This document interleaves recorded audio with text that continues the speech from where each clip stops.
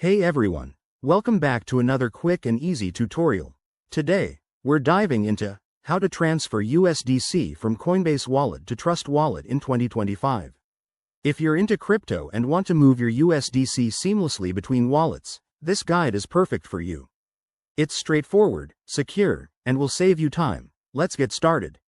First things first, make sure you have both the Coinbase Wallet and Trust Wallet apps installed on your device.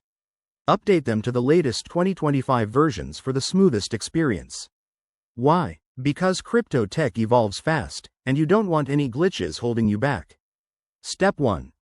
Open your Coinbase Wallet app and log in securely. Navigate to your USDC balance. It's usually under the Assets or Portfolio section. Tap on USDC to select it. Now, hit the Send button to start the transfer process. Step 2. In Trust Wallet, go to your USDC wallet. This is where you'll find the receiving address. Tap on the Receive icon, usually a QR code or arrow, and copy the USDC address. Double-check that it's for the correct network, like Ethereum or whatever blockchain your USDC is on, to avoid any errors. Step 3. Back in Coinbase Wallet, paste the Trust Wallet address into the To field. Enter the amount of USDC you want to transfer, but remember to leave a little extra for network fees. Review everything carefully, amount, address, and fees, then hit Confirm. You'll get a confirmation prompt. Approve it with your wallet's security features, like biometrics or a PIN.